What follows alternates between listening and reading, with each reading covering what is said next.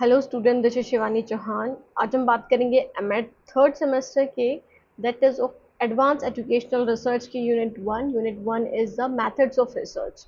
तो जो भी एमएड थर्ड सेमेस्टर में बच्चे हैं जिनके लिए काफ़ी ज़्यादा यूजफुल रहेगी ये video, this is presented by me Shivani Chauhan, assistant professor in Ganga institute of education Kablana. Start करते हैं। सबसे पहले बात करेंगे डिस्क्रिप्टिव रिसर्च की। तो जो भी आपके that is of method of research में जो भी टॉपिक्स हैं आपके सिलेबस में, आपको सिलेबस आई होप कि मिल गया होगा, या फिर मैं आपको पोस्ट सेक्शन में आपका सिलेबस डाल दूंगी, वहाँ से आप देख सकते हो। तो उसमें सबसे पहले हम बात करेंगे डिस्क्रिप्टिव रिसर्च की। ये डिस्क्रिप्टिव रिसर्च क्या होता है, तो सबसे पहले देखते हैं। डिस्क्रिप्टिव जैसा नाम से ही दर्शाया जा रहा है, जिसमें आप किसी चीज़ का वर्णन करो, डिस्क्राइब करो। Okay, so it is one of the major type of research method used in the social science, education, psychology and other fields. So basically mostly field में आप डिस्क्रिप्टिव रिसर्च का यूज़ कर सकते हो। लाइक सोशल साइंस में जैसे आप education में चले गए, सोशियोलॉजी में चले गए, हिस्ट्री में चले गए, पॉलिटिकल साइंस में चले गए। तो बेसिकली बहुत सारी फील्ड ऐसी हैं जहाँ पर आप डिस्क्रिप्टिव रिसर्च का यूज़ कर सकते हो। तो ये फोकस करती है describing the characteristics behaviour of phenomena as they exist in their natural setting. It means कि अगर हम इसको शॉर्ट में देखें तो डिस्क्रिप्टिव रिसर्च बात करती है एज इट इज़ फिनोमिना की, कि जैसा वो है उसमें कोई भी चेंज नहीं करना, कोई भी बदलाव नहीं करना, कोई भी मैनिपुलेशन नहीं करना है। जैसा आपको डेटा मिल रहा है बस वैसा ही आपको प्रेजेंट कर देना है। ओके, तो विदाउट एनी चेंजेस या मैनिपुलेशन आप ये रिसर्च करते हो, और इसमें आप क्या करते हो, कैरेक्टरिस्टिक्स को, बिहेवियर को या फिनोमिना को डिस्क्राइब करते हो। फॉर एग्जाम्पल आपसे पूछ लिया जाए, आप अगर रिसर्च कर रहे हो कि फैशन ट्रेंड्स क्या हैं। ओके, अगर आप इस चीज़ पे रिसर्च करो कि फैशन ट्रेंड्स क्या हैं इंडिया में, सो बेसिकली आप क्या के बारे में जवाब दे रहे हो।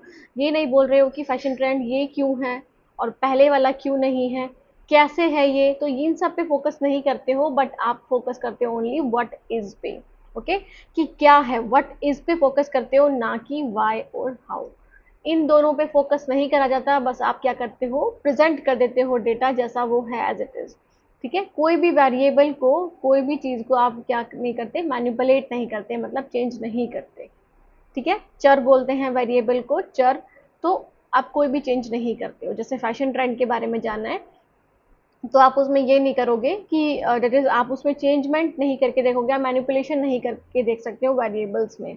ओके, जैसे मैन को ले लिया आपने, आपने विमेन को ले लिया, तो आप वो अगर आप मैनिपुलेशन करोगे तो वो अलग टाइप की रिसर्च ही बन जाएगी, तो वो डिस्क्रिप्टिव नहीं रहेगी। ओके, सो हिंदी में देख लेते हैं। वर्णनात्मक अनुसंधान सामाजिक विज्ञान, शिक्षा, मनोविज्ञान और अन्य क्षेत्रों में उपयोग की जाने वाली प्रमुख अनुसंधान विधियों में से एक है। यह विशेषता व्यवहारों और या घटनाओं का वर्णन करने पर ध्यान केंद्रित करता है, जैसा कि वे अपने प्राकृतिक सेटिंग में मौजूद हैं, बिना किसी चर को छेड़छाड़ किए, मैनिपुलेट करें। ओके, तो ये क्यों पर फोकस नहीं करता है और ना कैसे पर, बल्कि ये फोकस करता है कि क्या है। ठीक है, व्हाट इज पे फोकस करता है। व्हाट एस्पेक्ट अगर हम ढूंढना चाह रहे तो हम डिस्क्रिप्टिव रिसर्च का यूज करेंगे।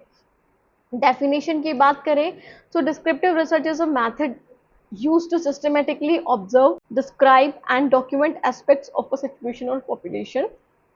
तो यहाँ पे इसकी डेफिनेशन दी हुई है, डिस्क्राइब करा है कि डिस्क्रिप्टिव रिसर्च क्या है। एक ऐसा मेथड है जहाँ पे आप सिस्टमैटिकली इन द सेंस की कुछ स्टेप्स को फॉलो करके, जो रिसर्च के स्टेप्स होते हैं उनको फॉलो करके आप उस मेथड को यूज करते हो, ऑब्जर्व करते हो डेटा को, डिस्क्राइब करते हो, और फिर जो आपके जो भी मतलब डॉक्यूमेंट एस्पेक्ट्स हैं ऑफ अ सिचुएशन और पॉपुलेशन की, जो भी आपने डेटा लिया है उसको आप मेंशन करते हो। ओके, जो भी आपको लिखने की चीज़ उसमें मिल रही है, जैसे आप फैशन ट्रेंड के बारे में स्टडी कर रहे हो तो फैशन ट्रेंड से रिलेटेड जो आपको डेटा मिल रहा है, जो एनालिसिस मिल रहा है, जो आपने रिसर्च करी है, उसके थ्रू आप कर सकते हो। Okay, so it does not test hypothesis और look for cause and effect relationship. तो ये कोई हाइपोथेसिस को टेस्ट नहीं करते हैं यहाँ पर हम, कि आपको देखना है, आपको एक्सपेरिमेंट करना है या कुछ करना है, आपको ये सब चीज़ें नहीं करनी होती। अगर आप ये करोगे तो आप एक्सपेरिमेंटल रिसर्च और इन सब में चले जाओगे। यहाँ पर आप एज इट इज डेटा देते हो, जैसे कि आपके सेंसस होते हैं, है ना। सेंसस जो होते हैं वो बेसिकली वो भी क्या है, वो डिस्क्रिप्टिव रिसर्च का ही पार्ट है। उसमें आपको ये बताया जाता है कि आपकी पॉपुलेशन क्या है ना, आपका फर्टिलिटी रेट क्या है, या फिर आप बोल सकते हो कि मॉर्टिलिटी रेट क्या है। ये सारी चीज़ें मेंशन करते हो, ये मेंशन नहीं करते हो कि ये रेट है तो क्यों है, पॉपुलेशन बढ़ रही है तो क्यों बढ़ रही है। ओके, इन सब चीज़ों पे आप ध्यान नहीं देते, बस ये ध्यान देते हो आप डिस्क्रिप्टिव एनालिसिस पे, मतलब आप बस डिस्क्राइब करते हो जो है वो है। ओके। तो it help in gathering information about the current status of the phenomena. तो आपको ये भी ध्यान रखना है कि ये करंट स्टेटस पे फोकस करता है, ना कि प्रीवियस, ना कि हिस्टोरिकल जो चीज़ें हुई हैं उस पर फोकस नहीं करता। तो करंट जो चीज़ें जो अभी चली आ रही हैं उस पर फोकस करता है डिस्क्रिप्टिव रिसर्च। ओके।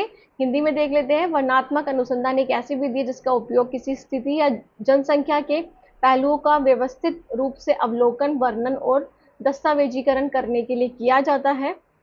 यह परिकल्पनाओं का परीक्षण नहीं करता है या कारण और परिणाम संबंधों की तलाश नहीं करता है। Okay. So the next one is the objectives of descriptive research. तो क्या ऑब्जेक्टिव्स हैं डिस्क्रिप्टिव रिसर्च के, क्यों करते हैं? ओके, क्या गोल्स हैं इसके?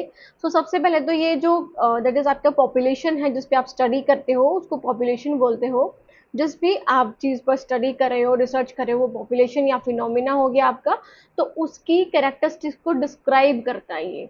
ओके। आपको दैट इज डिस्क्राइब करके बताता है कि ये क्या है, इसका क्या मतलब है, ये सारी चीज़। Okay.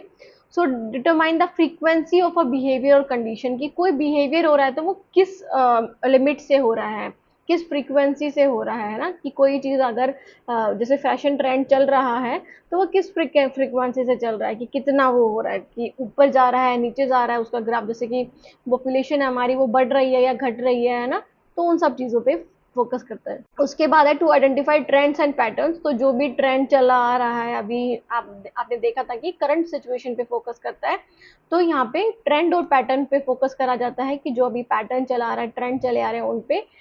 To create a profile of a group और सिचुएशन, कि किसी ग्रुप की, किसी सिचुएशन की आपको प्रोफाइल क्रिएट करनी है, आपको देखना है कि जो दैट इज आप बोल सकते हो कि जैसे हरियाणा में जो फीमेल और मेल रेशियो है ना, आपको जेंडर गैप्स के बारे में देखना है तो वो कितना है, ये सब चीज़ें देखने के लिए आप रिसर्च कर सकते हो ये। Okay. To provide baseline data for future research. तो आप यहाँ पे क्या कर सकते हो, बेसलाइन मतलब नींव खड़ी कर सकते हो इससे, कि अब आपने अपने पॉपुलेशन का आपने सेंसस कर लिया, सेंसस करने के बाद देखा कि पॉपुलेशन बढ़ रही है, जो जेंडर गैप है वो ज़्यादा बढ़ रहा है, और आप देख सकते हो मतलब जो भी चीज़ें आपको लग रहा है कि वो नेगेटिव एस्पेक्ट में जा रही हैं, जो प्रॉब्लम्स हैं, आप उनके लिए क्या कर सकते हो, उनके लिए फिर फर्दर रिसर्चेस कर सकते हो कि ये क्यों हो रहा है। तो वो क्यों हो रहा है उससे पहले आपको जानना है कि हो क्या रहा है ना, और हो क्या रहा है वो कैसे जानोगे आप, किसकी मदद से, डिस्क्रिप्टिव रिसर्च की मदद से जानोगे। ओके, समझ में आया इतना? तो ये हिंदी में स्टूडेंट किसी जनसंख्या या घटना की विशेषताओं का वर्णन करना, किसी व्यवहार या स्थिति की आवृत्ति निर्धारित करना, प्रवृत्तियों या और पैटर्न की पहचान करना, किसी समूह या स्थिति का प्रोफाइल बनाने के लिए यूज होता है, और भावी अनुसंधान के लिए आधारभूत डेटा उपलब्ध करना। ओके। फर्दर रिसर्चेस के काम आता है फिर ये। सो कैरेक्टरिस्टिक्स क्या है डिस्क्रिप्टिव रिसर्च की? तो सबसे पहला ये नॉन एक्सपेरिमेंटल होता है, इसमें आप कोई भी चीज़ को मैनिपुलेट नहीं करते हो, चेंज नहीं करके देखते हो, छेड़छाड़ नहीं करते हो वेरिएबल्स के साथ। सो स्टूडेंट, अब हम पढ़ेंगे characteristics of descriptive research. So characteristics क्या रहेंगी इसकी? तो सबसे पहले ये नॉन एक्सपेरिमेंटल होता है, जैसा हमने देखा था, क्योंकि ये क्या, इसका नेचर क्या होता है कि ये व्हाट को आंसर देता है, ना कि वाई और हाउ। और अगर आपको वाई और हाउ का मतलब जानना है या फिर इसके बारे में रिसर्च करनी है तो आपको एक्सपेरिमेंटल की तरफ जाना होगा। ओके। और ये एक्सपेरिमेंटल नहीं होता, ये नॉन एक्सपेरिमेंटल नेचर होता है, क्योंकि यहाँ पे आप वेरिएबल्स को मैनिपुलेट नहीं कर सकते, उनको उनके ऊपर छेड़छाड़ नहीं कर सकते या फिर आप चेंज नहीं कर सकते। ओके। क्वांटिटेटिव और क्वालिटेटिव होता है। इट में involve surveys, that is quantitative and observation. Okay. तो यहाँ पर आप क्या कर सकते हो, सर्वेज का भी यूज कर सकते हो, सर्वे करके भी रिसर्च कर सकते हो, और ऑब्जर्वेशन के थ्रू भी। और ऑब्जर्वेशन क्या होती है, ऑब्जर्वेशन आपकी क्वालिटेटिव इन नेचर होती है और सर्वे आपकी क्वांटिटेटिव इन नेचर होती है, मात्रात्मक और गुणात्मक।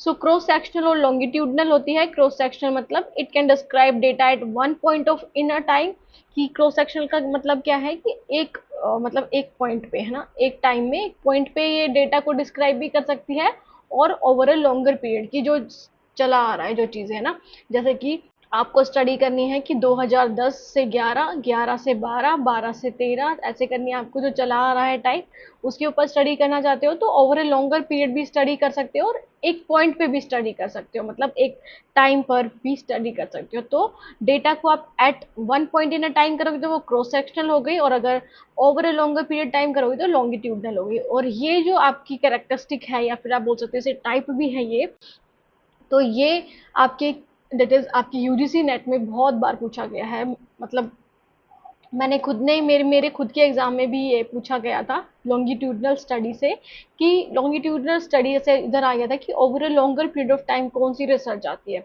तो उसमें लॉन्गिट्यूडनल, क्रॉस सेक्शनल या फिर और एक्सपेरिमेंटल ये सब इंक्लूड कर दी थी।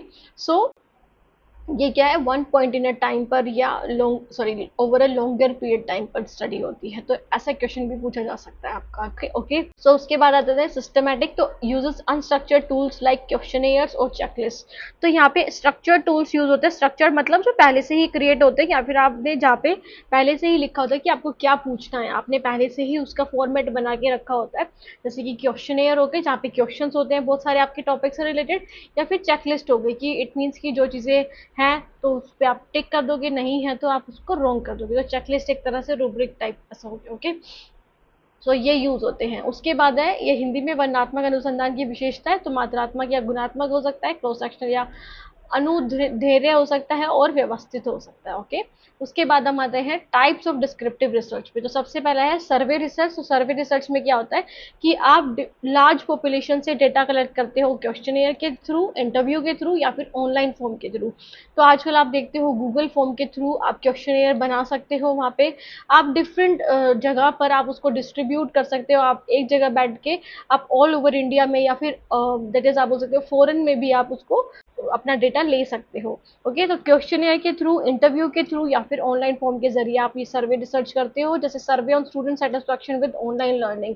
अगर आपको स्टूडेंट की सेटिस्फेक्शन का सर्वे लेना है कि वो कितने सेटिस्फाइड हैं of with the online learning, तो आप उसके लिए क्वेश्चनियर बना सकते हैं, मतलब आप सर्वे रिसर्च कर सकते हो। ओके, ऑब्जर्वेशनल रिसर्च जो क्वालिटेटिव इन नेचर हो गई, इट मीन्स की researcher observe behaviour without interference, कि वो इंटरफेरेंस नहीं देता, मतलब कोई भी डिस्टर्बेंस नहीं क्रिएट करता, बस वो ऑब्जर्व करता है जिसके ऊपर वो दैट इज स्टडी कर रहा है। ओके, जैसे कि observing classroom interactions to studies to teacher student dynamics, कि टीचर स्टूडेंट में कैसा रिलेशनशिप है, कैसे उनका बॉन्ड है उनका, है ना, तो वो चीज़ ऑब्जर्व करनी है एज अ रिसर्चर आपको, तो आप ऑब्जर्वेशनल रिसर्च का यूज करोगे। ठीक है, हिंदी में है इसको अवलोकन अनुसंधान बोलेंगे ऑब्जर्वेशन को, और सर्वेक्षण अनुसंधान बोलेंगे सर्वे रिसर्च को। उसके बाद आते हैं केस स्टडी पे। तो केस स्टडी मतलब क्या है, in depth study of a single individual, group और इंस्टीट्यूशन, कि जब आप इन डेप्थ स्टडी करते हो, बिल्कुल गहराई में जाकर के किसी एक पर्सन के ऊपर या फिर दो पर्सन के ऊपर ज़्यादा से ज़्यादा, या फिर किसी एक ग्रुप के ऊपर या किसी इंस्टीट्यूशन के ऊपर आप स्टडी करते हो, बहुत इन डेप्थ में जाके उनकी हर चीज़ के बारे में जानकारी लेकर के, तब आप केस स्टडी करते हो। ओके, तो case study of a school implementing inclusive education, कि आपको किसी स्कूल पर केस स्टडी करनी है कि वो उन्होंने जो इंक्लूसिव एजुकेशन का कॉन्सेप्ट है उसको कितनी अच्छे से अपनाया हुआ है, कितने अच्छे से वो उस पर काम कर रहे हैं। उसके बाद आ जाते हैं डेवलपमेंटल स्टडीज। तो डिस्क्राइब चेंजेस ओवर टाइम, कि जो जो चेंजेस होते रहते हैं ओवर टाइम, कि आज क्या था फिर आगे क्या है, तो जो चेंज हो रहे हैं उन चीज़ों को डिस्क्राइब करते हैं। जैसे कैन बी लॉन्गिट्यूडनल, जिसका मतलब सेम ग्रुप ओवर टाइम, ठीक है, कि सेम ग्रुप पे आपको डिफरेंट टाइम में देखना है, या फिर क्रॉस सेक्शनल मतलब different groups at a one point of time, one point in a time, की एक टाइम पे जो डिफरेंट ग्रुप्स हैं उनके ऊपर स्टडी करनी है, या फिर आपको डिफरेंट मतलब एस्पेक्ट या फिर टाइम के एस्पेक्ट में आपको एक ही ग्रुप पर स्टडी करनी है, तो वो क्या हो गया, वो लॉन्गिट्यूडनल स्टडी हो गया। जैसे कि study on reading habits of children from age 6 to 12 years, कि 6 से 12 साल तक के बच्चों के अंदर आपको उनकी स्टडी हैबिट्स को, सॉरी रीडिंग हैबिट्स को आपको क्या करना है, उस पर स्टडी करनी है, उस पर आपको रिसर्च करनी है। तो वो क्या हो गया, वो डेवलपमेंटल स्टडी हो गई। 6 एज में क्या थी, दैट इज आप 7 एज में क्या थी, 8 एज में क्या थी, फिर ऐसे ऐसे करके आपको वो डेवलपमेंटल स्टडी करनी है। उसके बाद आ जाता है कोरिलेशनल रिसर्च, जिसको हम समटाइम्स इंक्लूडेड, मतलब कोरिलेशनल रिसर्च आता भी है और नहीं भी, बट आप अगर आपसे टाइप्स पूछा जाएगा तो उसमें आएगा ही। ओके, तो measures relationship between two variables but does not imply कोजेशन। तो यहाँ पे आप क्या करते हो कि दो वेरिएबल के बीच में आप रिलेशनशिप देखते हो, जैसा कि आप देखोगे कि हॉर्लिक्स का असर क्या, दैट इज आपके हाइट पर है, अगर आपको क्या, क्योंकि हमने देखा था डिस्क्रिप्टिव रिसर्च किस पे फोकस करती है, क्या पे, तो क्या पे फोकस करेगी तो वो कैसे, क्यों, ये सब चीजें नहीं देखेगी, वो बस रिलेशनशिप देखेगी कि कोलगेट दैट इज हाइट का दैट इज हॉर्लिक्स से क्या रिलेशनशिप है। ओके, है या नहीं है। तो relationship between study hours and academic performance, कि आपकी एकेडमिक परफॉर्मेंस और आप कितना देर पढ़ते हो उससे आपका कोई रिलेशनशिप है या नहीं है, तो वो कोरिलेशनल स्टडी के माध्यम से पता चलता है। ओके, इसमें आप मैनिपुलेट नहीं करते हो, बस आप इसमें रिलेशनशिप चेक करते हो एक दूसरे वेरिएबल के बीच में। ओके, सो ये केस स्टडी हो गया, विकासात्मक अध्ययन हो गया और सह संबंधात्मक अध्ययन हो गया। ओके, तो ये अलग अलग अनुसंधान वर्णनात्मक अनुसंधान के प्रकार हैं। ओके, उसके बाद आते हैं टूल्स एंड टेक्निक्स यूज। तो क्या क्या टूल्स और टेक्निक्स यूज होती है डिस्क्रिप्टिव रिसर्च में? तो सबसे पहले तो questionnaire, second is structured interview, third is observation checklist, fourth is rating scale, test and inventories and document analysis. Okay, तो ये different tools and techniques use होते हैं किसमें? आपके डिस्क्रिप्टिव रिसर्च में। ओके, तो ये है प्रश्नावली, संरचित साक्षात्कार, अवलोकन जांच सूची, रेटिंग स्केल, परीक्षण और सूची और दस्तावेज विश्लेषण। उसके बाद हम आ जाते हैं एडवांटेजेस ऑफ डिस्क्रिप्टिव रिसर्च। तो एडवांटेजेस क्या हैं डिस्क्रिप्टिव रिसर्च के? तो सबसे पहले तो ये सिंपल होती है और कॉस्ट इफेक्टिव होती है। इट मीन्स कि आप यहाँ पे क्या करते हो डिस्क्रिप्टिव रिसर्च में, जो एडवांटेज है कि इसमें आपको कुछ क्यों है और कैसे है उस पर आपको आंसर नहीं देना होता, बस जो डेटा आपको मिल रहा है एज इट इज उसे प्रेजेंट करना होता है। तो कॉस्ट इफेक्टिव भी होती है कि आप घर बैठे भी इसको कर सकते हो, क्योंकि आप क्वेश्चनियर्स के माध्यम से या फिर गूगल फॉर्म के माध्यम से आप अपना सर्वे या फिर जो भी आपको जिस पर भी स्टडी करनी है आप कर सकते हो। Provide a snapshot of current condition, तो यहाँ पर आपको करंट कंडीशन के बारे में पता चलता है कि करंटली क्या कंडीशन है, क्या ट्रेंड है, क्या पैटर्न्स है, उसके बारे में। पॉलिसी मेकिंग और प्लानिंग में भी हेल्प करता है, क्योंकि आप यहाँ पे डिस्क्राइब करते हो डेटा को। डिस्क्राइब करने से क्या होता है, आपको पता चलता है कि क्या क्या कमियां हैं, क्या क्या उतार चढ़ाव हैं, फिर उससे आप पॉलिसी बना सकते हो और प्लानिंग कर सकते हो फ्यूचर के लिए। Can serve as a basis for exploratory और एक्सपेरिमेंटल रिसर्च, तो आप क्या कर सकते हो इसके जरिए, डिस्क्रिप्टिव रिसर्च के जरिए एक्सप्लोरेटरी रिसर्च कर सकते हो, मतलब और उसको एक्सप्लोर कर सकते हो। कोई चीज़ आपको लग रही है कि आपके डेटा में वो चीज़ गलत आई है या फिर वो दैट इज अच्छी नहीं है, तो आप उस पर एक्सप्लोरेटरी भी कर सकते हो और एक्सपेरिमेंटल रिसर्च भी करके देख सकते हो। ओके, सो फर्दर रिसर्चेस के भी काम आती है descriptive research.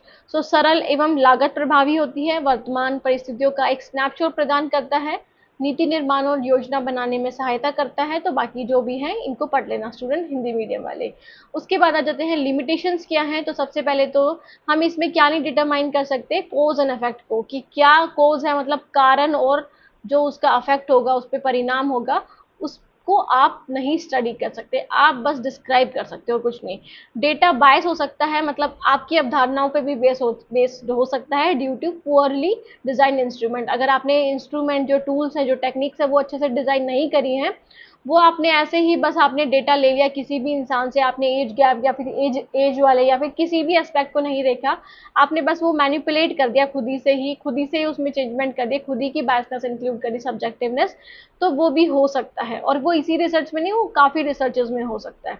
So relies heavily on respondent honesty and accuracy. तो रिस्पोंडेंट मतलब जो रिसर्च, जो क्वेश्चनेयर को फिल करेगा, जो सर्वे रिसर्च करवाएगा, वो रिसर्चर हो गया, जिसके ऊपर कर रहा है तो वो रिस्पोंडेंट हो गया।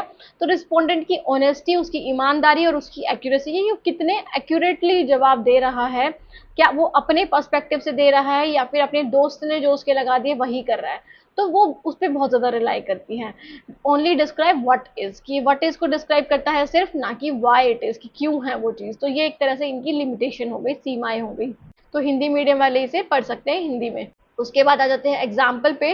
तो एजुकेशन फील्ड में क्या एग्जाम्पल है, जैसे कि डिस्क्रिप्टिव स्टडी करना चाहो आप, conducted to find out student attitude toward online learning during the COVID-19 pandemic, कि अगर आपको फाइंड आउट करना है कि स्टूडेंट का एटीट्यूड क्या है किसके बारे में, ऑनलाइन लर्निंग की, आपको कोविड-19 जो पैंडमिक हुआ था उस टाइम पीरियड में आपको स्टडी करना था कि क्या बच्चों का इम्पैक्ट रहा या फिर क्या बच्चों का दैट इज एटीट्यूड रहा ऑनलाइन लर्निंग के प्रति।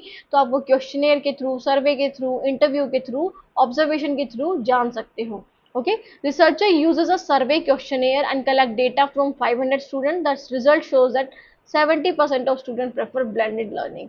तो यहाँ पे इसका क्या दिया हुआ है, यहाँ पे इसका जो एग्जाम्पल था उसका एक तरह से कंक्लूजन दिया है कि रिसर्चर ने सर्वे क्वेश्चनेयर यूज करा और उसमें से 500 स्टूडेंट्स का डेटा कलेक्ट करा और ये जाना कि जो 70% स्टूडेंट थे वो ब्लेंडेड लर्निंग को प्रमोट करते हैं, मतलब जो चाहते हैं कि ऑफलाइन भी हो और ऑनलाइन भी हो, दोनों तरह से आपकी लर्निंग हो। ओके, मिश्रित रूप से। मिश्रित शिक्षा को प्राथमिकता देते हैं, ये इसका उदाहरण हो गया, शिक्षा क्षेत्र में उदाहरण। ओके, डिस्क्रिप्टिव रिसर्च समझ में आ गया। आई होप कि कोई भी आपको कंफ्यूजन नहीं रही होगी डिस्क्रिप्टिव रिसर्च के बारे में, क्योंकि हमने हर एक एस्पेक्ट को पढ़ा है, इनके टाइप्स को, इनके कैरेक्टरिस्टिक्स को, इनके नेचर को, और साथ के साथ एडवांटेजेस और लिमिटेशन, और उसके साथ हमने इसके एग्जाम्पल की तरफ भी पढ़े। ओके, तो यहाँ तक था ये डिस्क्रिप्टिव रिसर्च। उसके बाद हम आ जाते हैं नेक्स्ट रिसर्च पे। दो स्टूडेंट्स, जब आप पढ़ रहे हो तो एक साथ सारी वीडियो ना देखिए, मतलब एक साथ पूरी वीडियो को ना देखें, थोड़ी थोड़ी करके देखिए, मतलब एक टॉपिक को एक दिन देखें, दूसरे टॉपिक को दूसरे दिन देखें। ओके, तो अब हम पढ़ेंगे हिस्टोरिकल रिसर्च के बारे में। हिस्टोरिकल रिसर्च क्या होता है, जैसा कि नाम से ही प्रिडिक्ट हो रहा है, हिस्टोरिकल मतलब जहाँ पे हिस्ट्री जुड़ गई, इतिहास जुड़ गया। तो it is a type of qualitative research method used to systematically investigate past events, developments, ideas and institutions to gain a better understanding of the present and guide the future. So basically हम आज या फिर आने वाले कल के लिए ये स्टडी करते हैं, हम पास्ट इवेंट को स्टडी करते हैं। यहाँ पे हम सिस्टमेटिकली, आप ध्यान रखोगे जो भी रिसर्च आप करते हो वो कैसी होती है, वो सिस्टमेटिकली ही होती है, मतलब वहाँ पे कुछ स्टेप्स फॉलो होते हैं, प्रोसीजर्स फॉलो होते हैं, उसके बिना आप नहीं कर सकते हो सही रिसर्च, एक अच्छी रिसर्च। ओके, तो पास्ट इवेंट्स को स्टडी करते हैं, यहाँ पे पास्ट में क्या डेवलपमेंट्स हुए, पास्ट के क्या आइडियाज थे, पास्ट में क्या इंस्टीट्यूशंस थे, ताकि हम समझ सके आज की सिचुएशन के बारे में और आने वाले कल के सिचुएशन के बारे में। ओके, तो ये क्वालिटेटिव रिसर्च मेथड होता है। हिंदी में देखिए तो ऐतिहासिक अनुसंधान एक प्रकार की गुणात्मक अनुसंधान पद्धति है जिसका उपयोग अतीत की घटनाओं, विकासों, विचारों और संस्थाओं की व्यवस्थित जांच करने के लिए किया जाता है, ताकि वर्तमान की बेहतर समझ प्राप्त हो सके और भविष्य का मार्गदर्शन किया जा सके।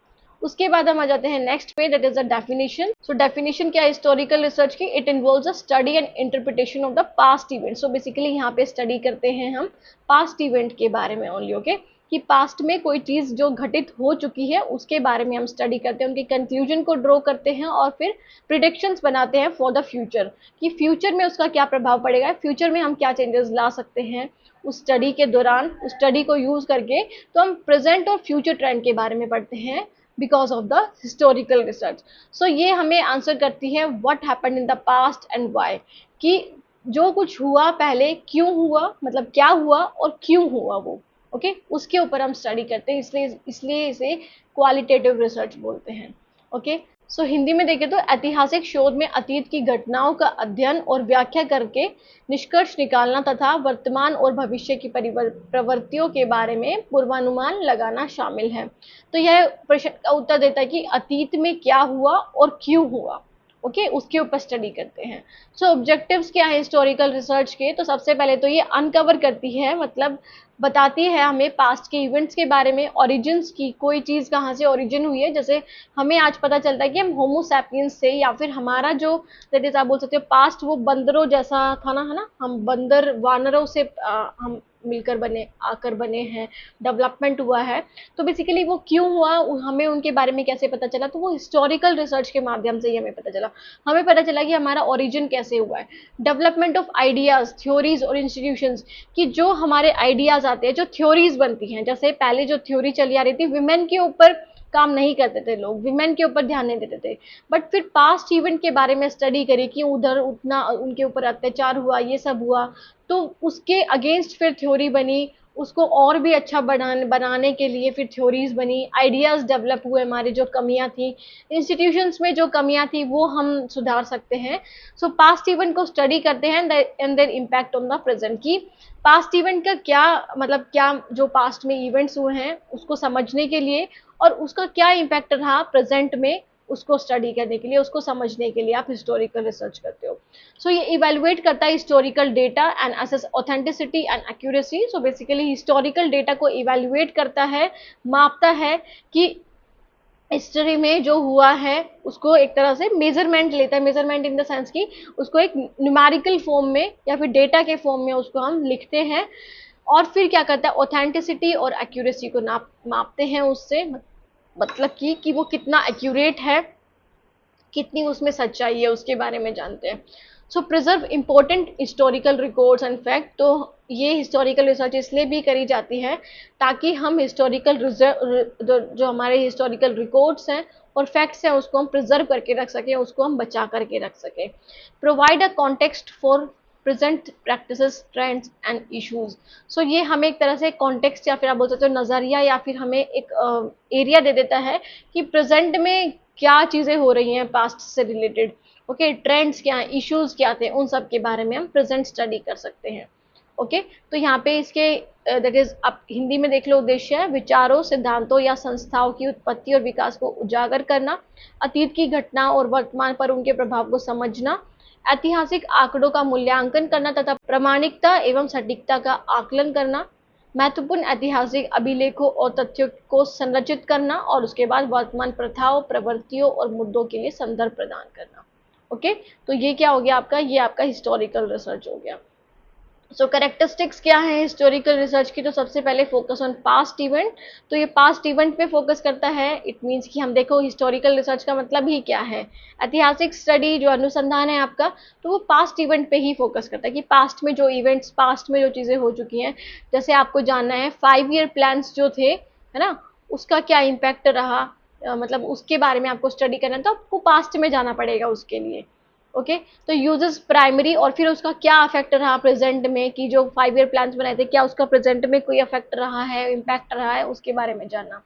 तो प्राइमरी और secondary sources of data use करते हो। प्राइमरी मतलब जो आप खुद जा करके लेते हो या फिर जो उसी के द्वारा बनाई गई जिसके ऊपर आप स्टडी कर रहे हो। सेकेंडरी मतलब जो आप दूसरे सोर्सेज पे जो रिलाई करते हो, डिपेंड होते हो, वो आपके सेकेंडरी सोर्स ऑफ डेटा हो गए। Okay, relies heavily on evidence analysis and interpretation. तो बेसिकली ये एविडेंस एनालिसिस और इंटरप्रिटेशन पे ज़्यादा फोकस करती है। मतलब आप एविडेंस के थ्रू देखते हो, है ना, एविडेंस मतलब जो भी आपके दैट इज आप बोल सकते हो प्रूफ है, उसको एनालिसिस करते हो और उसका इंटरप्रिटेशन करते हो, उसमें देखते हो कि क्या चेंजेस है। So is open qualitative but may involve quantitative data. तो ये क्वालिटेटिव होती है बट इसमें क्वांटिटेटिव डेटा भी होता है। मतलब आप इसको एक तरह से मिश्रित बोल सकते हो कि यहाँ पे क्वालिटेटिव तो होती है क्योंकि यहाँ पे हम क्या करते हैं, वट के साथ वाई का भी रीजन देखते हैं।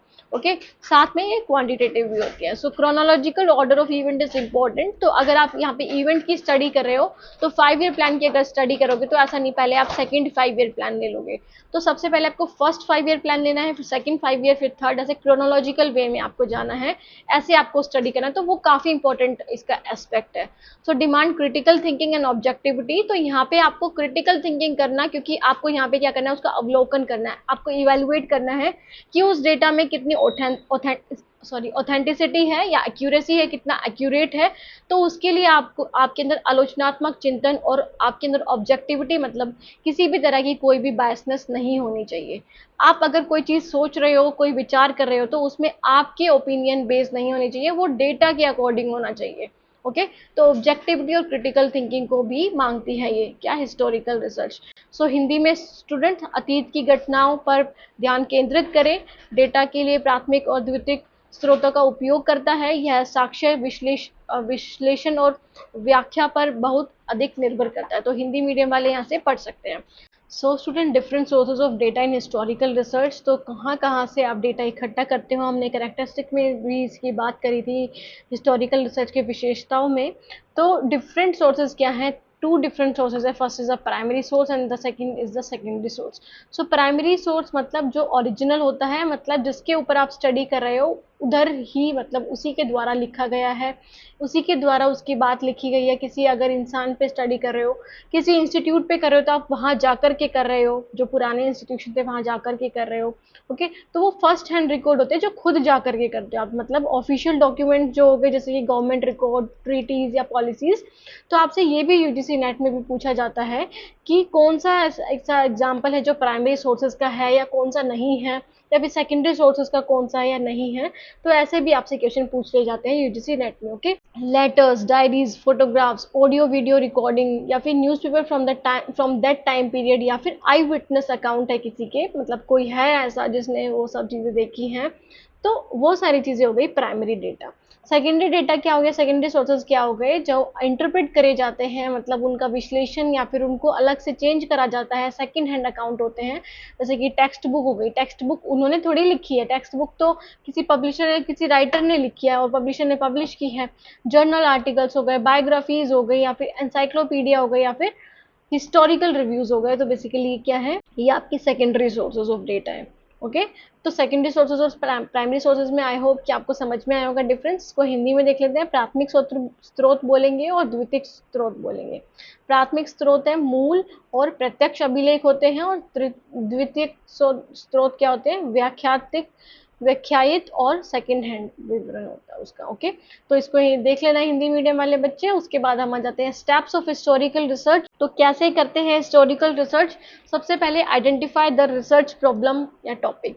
तो कोई भी रिसर्च आप करते हो, सबसे पहले आपको देखना होता है कि आपको टॉपिक क्या देखना है। अब टॉपिक किससे रिलेटेड होता है? जिस टॉपिक में भी आपको कोई कमी दिखती है, लगता है कि इधर कोई सुधार हो सकता है, उसी चीज को तो आप दोबारा से सर्च करोगे ना। जो चीज पहले से ही सही है उसको थोड़ी आप छेड़ोगे। तो जिस चीज में कोई भी आपको प्रॉब्लम लग रही है, पहले आप उसको आइडेंटिफाई करोगे, देखोगे। जैसे कि development of women's education in India after independence. आपको ये देखना है कि इंडिया के आज़ाद होने के बाद एजुकेशन में, मतलब विमेन के एजुकेशन में कितना डेवलपमेंट आया over the period of time. तो आप पहले वो देखोगे, फिर उसके बाद आप करोगे रिव्यू लिटरेचर। रिव्यू लिटरेचर क्या हो गया, जो भी उससे रिलेटेड जो स्टडीज हो रखी है, पहले कोई भी स्टडी उससे रिलेटेड, जैसे विमेन एजुकेशन से रिलेटेड, इंडिपेंडेंस से रिलेटेड, तो अगर ऐसी कोई रिसर्च हो रखी है तो आप वो सारी चीजें मेंशन करोगे, मतलब उनको स्टडी करोगे, उनकी स्टडी करोगे कि क्या उनका कंक्लूजन आया है, क्या आप जिस पे रिसर्च करना चाहते हो वो आपको अच्छे ढंग से पता चलेगा कि किन किन चीज़ों पे हो चुकी है, आपका क्या काम है, आपको किस पे फोकस करना है। ओके, तो प्रीवियस वर्क जो हो चुके हैं उस टॉपिक पे आपको उसे पढ़ना है। फिर आप क्या करोगे, फॉर्मुलेट रिसर्च क्वेश्चंस और हाइपोथेसिस। अब आप क्वेश्चंस या हाइपोथेसिस क्रिएट करोगे। हाइपोथेसिस क्या हो गए, आपके टेंटेटिव सॉल्यूशंस हो गए, कि जो आप मान के चलते हो, जैसे कोई भी प्रॉब्लम है आप उसमें मान के चलते हो कि ये सॉल्यूशन है। तो जो मान के चलते हो आपकी अवधारणाओं पे जो प्रूव्ड नहीं हुआ है अभी, तो वो आपके हाइपोथेसिस हो गए। जैसे कि what were the key government initiative promoting girls education between 1950 to 2000। तो ये क्या हो गया, आपका रिसर्च क्वेश्चन हो गया कि गवर्नमेंट ने क्या इनिशिएटिव लिए थे 1950 से लेके 2000 तक, किसकी, गर्ल एजुकेशन को प्रमोट करने के लिए। तो आप उन पे स्टडी करोगे। ओके, या फिर आप हाइपोथेसिस भी क्रिएट कर सकते हो कि जो पॉलिसीज बनी थी इस पीरियड में उससे उद्धार हुआ था, मतलब उससे जो विमेन एजुकेशन है वो बढ़ी थी, या आप बोल सकते हो कि कोई इम्पैक्ट नहीं था। तो ऐसे आप परिकल्पनाएं भी बना सकते हो। ओके, प्री अजम्पशन भी बना सकते हो। सो उसके बाद है आपकी आइडेंटिफाई एंड लोकेट सोर्सेज। तो अब आप क्या देखोगे, जब आपने फॉर्मुलेट कर लिए रिसर्च क्वेश्चन, तो अब आप देखोगे कि सोर्सेज क्या, मतलब कहाँ से आप डेटा इकट्ठा करोगे। आर्काइव्स में जाओगे, विजिट आर्काइव, जहाँ पे उनकी डॉक्यूमेंट मिलेंगे, लाइब्रेरीज में, म्यूजियम्स में, या फिर ऑनलाइन डेटाबेस आप यूज करोगे। ओके, ये आप पे डिपेंड करता है, मतलब आप अभिलेख लेखागार में जाओगे, पुस्तकालय में, संग्रहालयों में, या फिर ऑनलाइन डेटाबेस का उपयोग करें। ओके, सो स्टूडेंट, अब आप क्या करोगे, इवेल्युएट द सोर्स। अब आप जो सोर्सेज आपने चूज करे प्राइमरी या सेकेंडरी, उसको इवेल्युएट करोगे, उसका मूल्यांकन करोगे, देखोगे कि क्या क्या कमी है उसमें, या फिर कैसे वो आपकी स्टडी के लिए सही है। तो सबसे पहले आप एक्सटर्नल क्रिटिसिज्म आइडेंटिफाई करता है ऑथेंटिसिटी ऑफ द सोर्स, कि जहाँ से आपने लिया है वो कितना ऑथेंटिक है, कितना एक्यूरेट है, कितना ऑथेंटिक है, आप उस पर कितना विश्वास कर सकते हो। ओके, इंटरनल क्रिटिसिज्म क्या हो गया, आपकी एक्यूरेसी और रिलायबिलिटी को चेक करता है, मतलब कितना वो एक्यूरेट है, उस चीज को वो चेक करता है इंटरनल क्रिटिसिज्म। तो ये भी आपसे पूछा जा सकता है कि external criticism is for the authenticity of the sources and internal criticism is for the accuracy and reliability of the content. Okay, कि जो कंटेंट है उसमें उसमें कितनी एक्यूरेसी है, कितना रिलायबल है वो, उस कंटेंट में जो आप देख रहे हो, क्या वो टॉपिक से रिलेटेड है या नहीं है, क्या वो सही चीज़ें लिखी है नहीं है, किसी के बायसनेस है कि नहीं है, वो चीज़ें चेक करोगे। और एक्सटर्नल क्रिटिसिज्म मतलब कि जो सोर्स आपने लिया है वो कितना ऑथेंटिक है, कि कितना वो सही है, क्या आपने ऐसे ही खुद से मैनिपुलेट कर लिया। सो उसके बाद है ऑर्गेनाइज एंड एनालाइज डेटा। अब आप क्या करोगे, डेटा को ऑर्गेनाइज करोगे, मतलब जो भी आपने डेटा लिया है आप देखोगे सोर्सेस, उसको इकट्ठा करोगे और एनालाइज करोगे, मतलब अरेंज डेटा क्रोनोलॉजिकली और थीमेटिकली, कि जिस थीम पे बेस्ड है उसके अकॉर्डिंग आपको क्रोनोलॉजिकली, मतलब ईयर वाइज आपको लगाना है। ओके, इंटरप्रिटेशन करोगे एंड सिंथेसिस करोगे, मतलब आप उसको जोड़ोगे, उसका जो कंक्लूजन है वो निकालोगे। So connect evidence to the broader historical themes और प्रेजेंट डे इम्प्लीकेशंस, की प्रेजेंट डे में क्या उसके यूजफुलनेस, मतलब क्यों वो काम कारीगर है, या फिर प्रेजेंट डे में उसका क्या अहमियत है, हिस्टोरिकल थीम्स क्या थी, तो उन सब चीज़ों के बारे में आप पढ़ोगे, देखोगे, पढ़ोगे नहीं सॉरी, कंक्लूजन निकालोगे। Okay, and then the next step is the report writing. अब आप करोगे रिपोर्ट राइटिंग, मतलब जो भी आपने फाइंडिंग्स निकाली हैं, जो भी आपने कंक्लूजन निकाला है, उसको प्रेजेंट करोगे क्लियर, ऑब्जेक्टिव और वेल डॉक्यूमेंटेड मैनर में। मतलब जहाँ पर एक तरह से आप पूरी रिसर्च को अपने रिपोर्ट राइटिंग में लिखोगे। ओके, जो भी आपने कंक्लूजन निकाला है, जो भी आपकी फाइंडिंग्स आई हैं, वो सब आप मेंशन करोगे रिपोर्ट राइटिंग में। सो ये क्या था, स्टेप्स ऑफ हिस्टोरिकल रिसर्च। उसके बाद ये हिंदी में ऐतिहासिक अनुसंधान के चरण में स्रोतों को का मूल्यांकन करें, डेटा को व्यवस्थित और विश्लेषित करें, व्याख्या और संश्लेषण करें और रिपोर्ट लेखन। उसके बाद आ जाते हैं एडवांटेजेस ऑफ हिस्टोरिकल रिसर्च। और सबसे पहले तो ये हमें रूट को, जो भी रूट है, मतलब क्या प्रैक्टिसेस और इश्यूज हैं हमारे, वो क्या रीजन है उन सब चीज़ों का, तो उसकी जड़ तक ले जाने में हेल्प करता है।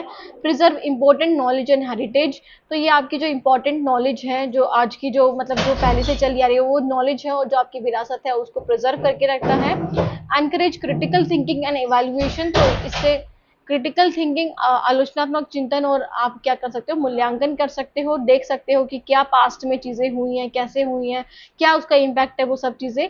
और करिकुलम डेवलपमेंट में और एजुकेशन पॉलिसी एनालिसिस में भी हेल्प करता है आपका हिस्टोरिकल रिसर्च। कैसे कि आप देख सकते हो कि पास्ट में कोई चीज़ है, आपने इम्प्लीमेंट करी है, जैसे आपने टीचर सेंटर्ड जो मेथड था, उसके बाद ये हम जो एनईपी देखते हैं उसमें दैट इज स्टूडेंट या फिर चाइल्ड सेंटर्ड एजुकेशन आ गई है। तो वो क्यों आई है, वो इसलिए तो आई है कि हमने पहले टीचर सेंटर्ड वाली को स्टडी करा था, उसको देखा था कि क्या उसमें कमियां हैं, है ना, फिर पॉलिसीज बनी, उसके लिए काम आती है आपकी हिस्टोरिकल रिसर्च। वर्तमान प्रथाओं और मुद्दों की जड़ों को समझने में मदद मिलती है, महत्वपूर्ण ज्ञान और विरासत को संरक्षित करता है, आलोचनात्मक चिंतन और मूल्यांकन को प्रोत्साहित करता है, और पाठ्यक्रम विकास और शैक्षिक नीति विश्लेषण में उपयोगी है।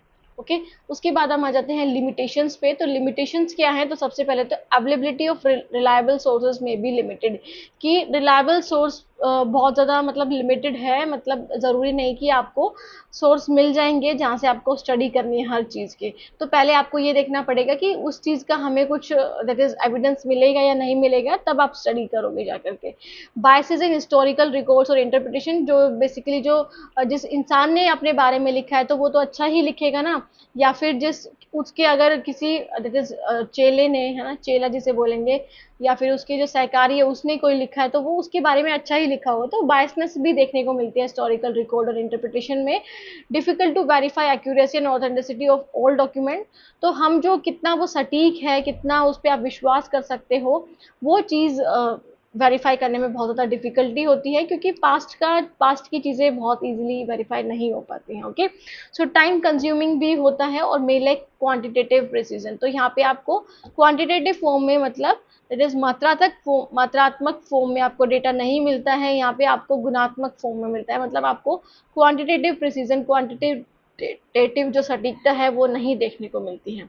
ओके, सो ये हिंदी में इसके बारे में, इसकी जो सीमा है, इसकी जो लिमिटेशंस है। विश्वसनीय स्रोतों की उपलब्धता सीमित हो सकती है, ऐतिहासिक अभिलेखों या व्याख्या में पूर्वाग्रह, पुराने दस्तावेजों की सटीकता या प्रामाणिकता को सत्यापित करना कठिन है। ओके, तो ये सारी चीज़ें बहुत ज़्यादा डिफिकल्ट है।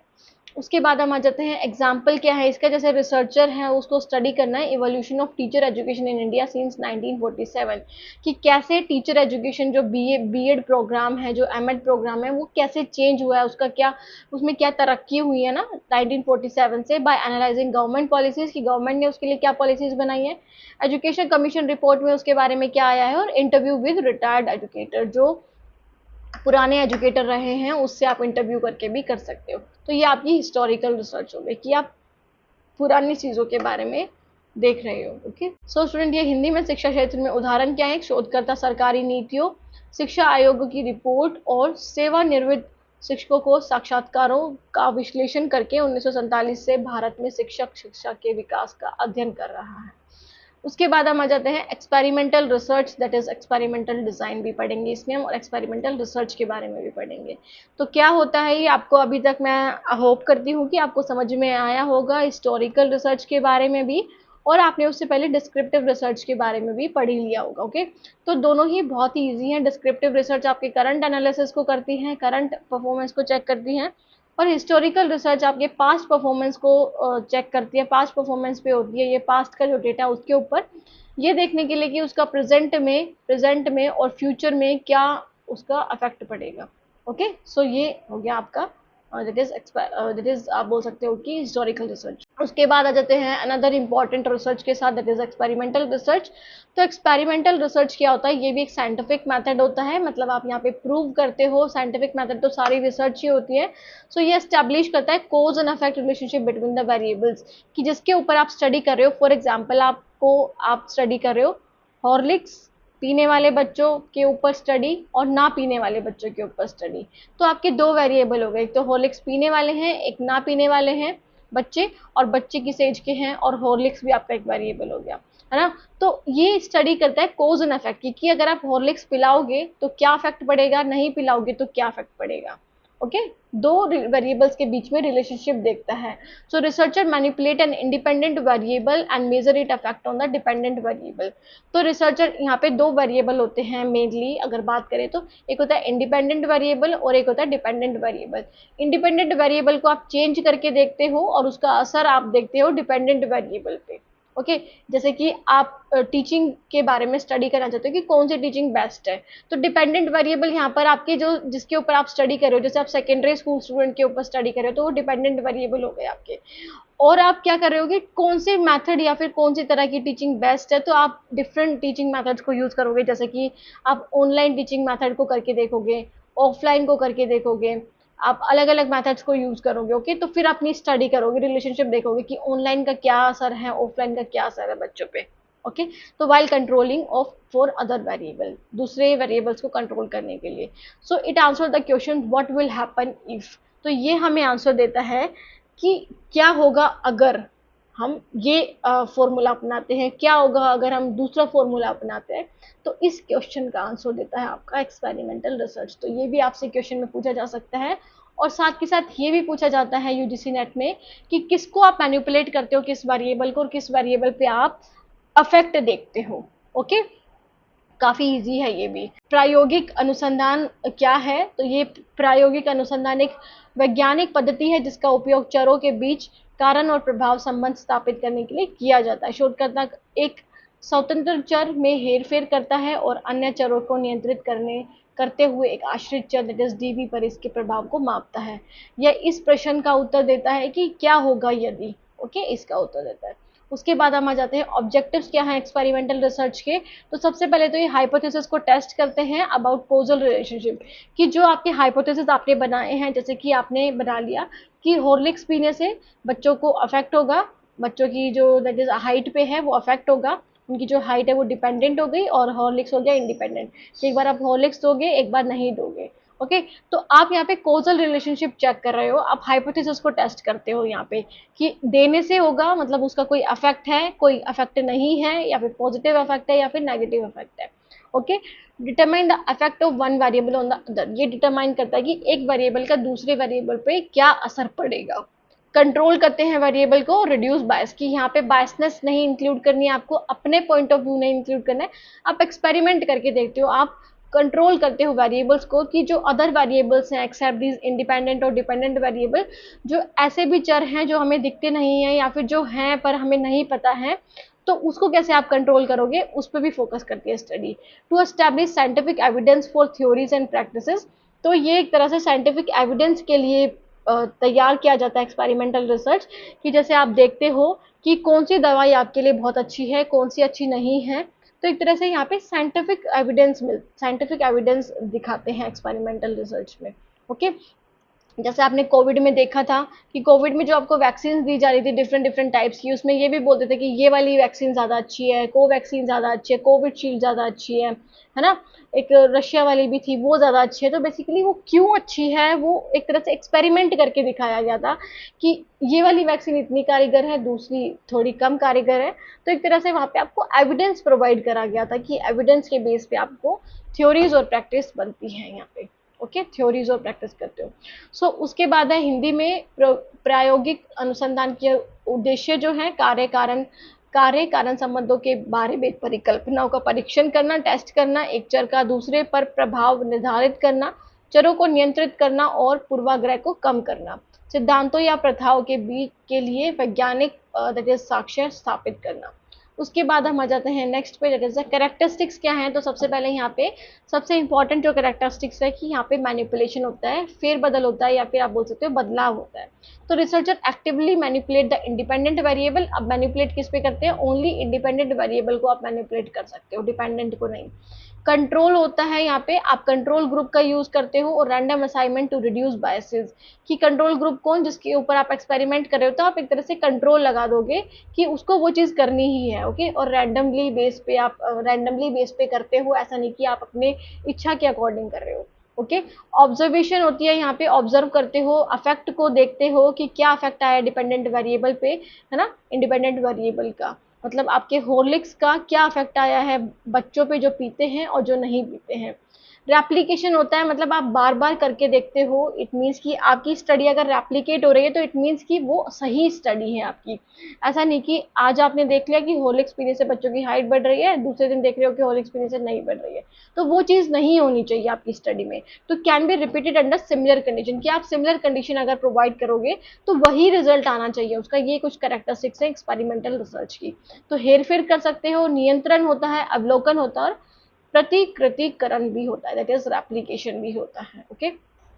सो इसके बाद है की टर्म्स क्या है, मतलब एक्सपेरिमेंटल रिसर्च जब आप करते हो या फिर इसके बारे में पढ़ते हो तो कुछ टर्म्स ऐसी हैं जिसके बारे में आपको ध्यान रखना है। जैसे अभी मैंने आपको इंडिपेंडेंट वेरिएबल के बारे में बता दिया, डिपेंडेंट वेरिएबल के बारे में बता दिया, है ना। तो ये है क्या, सो इंडिपेंडेंट वेरिएबल क्या होते हैं, the variable manipulated by the researcher, की जिसका आप अफेक्ट देखना चाहते हो, ओके। किस पे, डिपेंडेंट वेरिएबल पे, मतलब जिसको आप चेंज कर सकते हो वो आपके इंडिपेंडेंट वेरिएबल हो गए, और जिसके ऊपर आप उस इंडिपेंडेंट वेरिएबल का इफेक्ट देखना चाह रहे हो वो आपका डिपेंडेंट वेरिएबल हो गया। मतलब आउटकम और रिस्पॉन्स मेजर्ड, कि जो रिस्पॉन्स आया, जो आउटकम आया वो इसी के ऊपर ही आएगा। कंट्रोल ग्रुप क्या होगा, group that does not receive the treatment, कि जो जिसको कोई ट्रीटमेंट नहीं मिलता है। मतलब एक ग्रुप होता है जिसको हॉर्लिक्स दे दिया, और दूसरा ग्रुप हो गया जिसको हॉर्लिक्स नहीं दिया।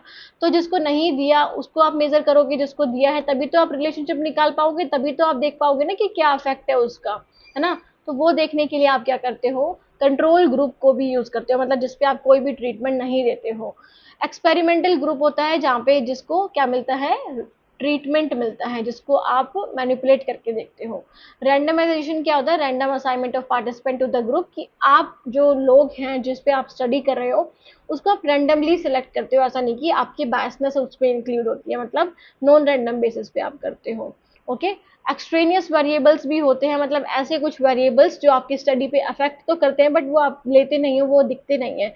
तो variables other than the IV that may affect the DV, मतलब आईवी के अलावा, दैट इज इंडिपेंडेंट वेरिएबल के अलावा उनकी डिपेंडेंट वेरिएबल पे जो स्टडी अफेक्ट दे सकते हैं। फॉर एग्जांपल कुछ बच्चे ऐसे हैं जिनके माँ बाप बहुत ज़्यादा लंबे हैं, तो बहुत सारे केसेस में ये देखने को मिला है कि हॉर्लिक्स वगैरह मैटर नहीं करता, जेनेटिक्स बहुत ज़्यादा, जेनेटिक जो आपकी दैट इज आपकी जो कैरेक्टरिस्टिक्स है वो ज़्यादा मैटर करते हैं, जो आपको इनबोर्न मिली है।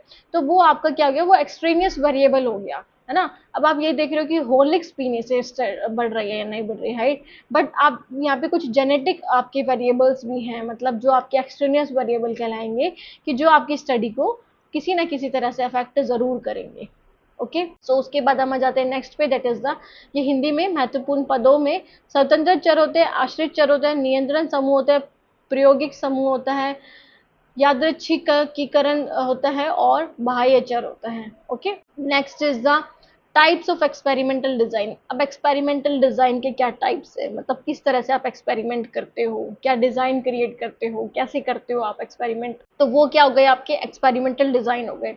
तो first is a pre experimental design. तो प्री एक्सपेरिमेंटल डिजाइन क्या होता है, प्री मतलब जो एक्सपेरिमेंट से पहले, this is the simplest form of experiment often lacking control और रैंडमाइजेशन, कि यहाँ पे ना रैंडमाइजेशन होता है, आप रैंडमली चूज नहीं करते हो, और यहाँ पे कंट्रोल भी नहीं होता है, ओके। तो ये सिंपलेस्ट फॉर्म ऑफ एक्सपेरिमेंट है, जिसमें जो टाइप्स है इसके, one shot case study design, मतलब यहाँ पे आप क्या करते हो, एक सिंगल ग्रुप को करते हो to a treatment then observe, कि एक सिंगल ग्रुप को एक्सपोज करते हो, सिंगल ग्रुप को देखते हो कि जो आपने ट्रीटमेंट दिया है, फिर उसको ऑब्जर्व करके देखते हो। जो आपने ट्रीटमेंट दे दिया बस उसको सिंपली ऑब्जर्व कर रहे हो, ओके। तो यहाँ पे कोई प्री टेस्ट कोई कंट्रोल ग्रुप नहीं होता, मतलब ऐसा कोई ग्रुप नहीं है जिस पे आप एक्सपेरिमेंट नहीं कर रहे हो, तो यहाँ पे कोई कंट्रोल ग्रुप या फिर प्री टेस्ट नहीं होता है जो आप पहले करके देखोगे ताकि आप रिलेशनशिप जान पाओ.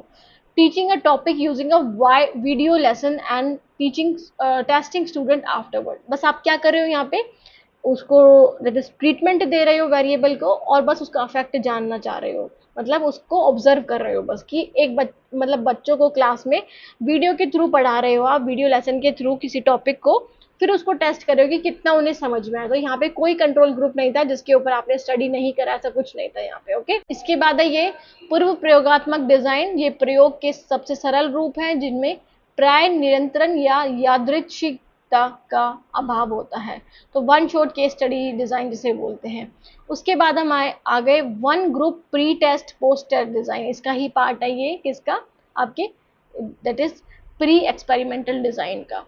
सो प्री एक्सपेरिमेंटल डिजाइन का सेकंड टाइप क्या है, one group pre test post test design. इसमें आप क्या करते हो, measure before and after treatment, कि ट्रीटमेंट देने से पहले आप मेजर करते हो और ट्रीटमेंट देने के बाद क्या करते हो. मतलब प्री टेस्ट और पोस्ट टेस्ट हो गया.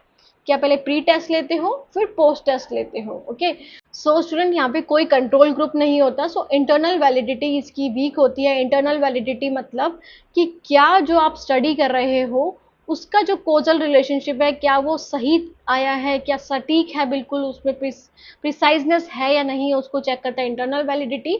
और इसके अलावा दूसरी वैलिडिटी होती है that is the external validity, जो आपको ध्यान में रखनी है. तो एक्सटर्नल वैलिडिटी आपको ये चेक कराती है कि आपने जो स्टडी करी है वो कितनी जनरलाइजेबल है, मतलब वो कितनी जनरलाइजेशन आप कर सकते हो, कितने पॉपुलेशन पे, मतलब होल पॉपुलेशन पे आप उसे अप्लाई कर सकते हो या नहीं कर सकते हो. तो वो एक्सटर्नल वैलिडिटी हो गई. और इंटरनल वैलिडिटी ये दिखाती है कि कोजल रिलेशनशिप कितना एक्यूरेट है. Okay, so static group comparison आता है नेक्स्ट इज द. इसमें क्या होता है, compare a treated group with an untreated group but no random assignment और प्री टेस्ट. कि यहाँ पे क्या होता है, रैंडमली चूज नहीं करते और कोई प्री टेस्ट नहीं करते, बट आप ट्रीटेड ग्रुप को अनट्रीटेड ग्रुप से क्या करते हो, कंपेयर करते हो. मतलब ट्रीटेड मतलब जिसपे आपने एक्सपेरिमेंट करा है, और अनट्रीटेड मतलब जिसपे एक्सपेरिमेंट नहीं किया है, उसको आप कंपेयर करते हो बस यहाँ पे. ओके, सो उसके बाद है ये हिंदी में, स्टूडेंट हिंदी मीडियम वाले बच्चे देख लेना. फिर आ जाता है नेक्स्ट जो टाइप है एक्सपेरिमेंटल डिजाइन का, वो है ट्रू एक्सपेरिमेंटल डिजाइन. तो ट्रू एक्सपेरिमेंटल डिजाइन क्या है, these design uses random assignment and control group offering strong internal validity. तो यहाँ पे स्ट्रॉन्ग इंटरनल वैलिडिटी होती है जो हमने प्रीवियस पढ़ा उससे, क्योंकि यहाँ पे क्या होता है, आप रैंडम असाइनमेंट का भी यूज करते हो, रैंडमली चूज करते हो, और कंट्रोल ग्रुप को भी लेते हो, मतलब इंटरनल वैलिडिटी उसकी स्ट्रॉन्ग होती है. इट मीन्स कि आपका जो भी रिजल्ट आएगा, आपका जो कॉजल रिलेशनशिप आएगा, वो एक्यूरेट आने के बहुत ज़्यादा चांसेस हैं. सो इसमें क्या टाइप्स हैं, post test only control group design. तो इसमें क्या है, आप क्या करते हो, participants are randomly assigned only post test is use. कि पार्टिसिपेंट यहाँ पे आप क्या करते हो, रैंडमली असाइन करते हो. रैंडमली मतलब आप ये नहीं देखते कि आपके पास है या फिर ऐसा कुछ, आप रैंडमली किसी भी मेथड से उसे असाइन कर देते हो. ओके, सो पोस्ट टेस्ट इसमें यूज होता है कि आप पोस्ट टेस्ट करके देखते हो, मतलब जो बाद में होता है. ओके, सो एग्जांपल क्या है, randomly assign student to two group, कि आपने दो ग्रुप में बच्चों को डिवाइड कर दिया. One taught with a new method, the other taught with the old method, then compare score. कि एक को न्यू मेथड से पढ़ाओगे, एक को ओल्ड मेथड से पढ़ाओगे, और फिर उनके स्कोर्स को कंपेयर करोगे. तो ये हो गया आपका ट्रू एक्सपेरिमेंटल डिजाइन का first part. It is a post test only control group design. Hindi में स्टूडेंट इसके बारे में, हिंदी मीडियम वाले बच्चे देख लेना. उसके बाद आ जाते हैं pre test post test control group design. तो इसमें क्या होता है, आप दोनों को ही मतलब before and after treatment measure करते हो. कि आप पहले बिफोर लेते हो, बिफोर ट्रीटमेंट मतलब आप कंट्रोल ग्रुप को लेते हो, फिर एक्सपेरिमेंटल ग्रुप को लेते हो. ओके, तो help see if groups were similar before treatment. कि आप ये देखते हो कि क्या जो आपने अब बाद में एक्सपेरिमेंट करने के बाद में जो रिजल्ट पाया है, क्या वो पहले जो एक्सपेरिमेंट नहीं किया था क्या सेम है या फिर अलग है. सो हिंदी में प्रयोगात्मक डिजाइन के प्रकार, इसमें ये बी पार्ट है. उसके बाद हम आ जाते हैं next is the Solomon 4 group design.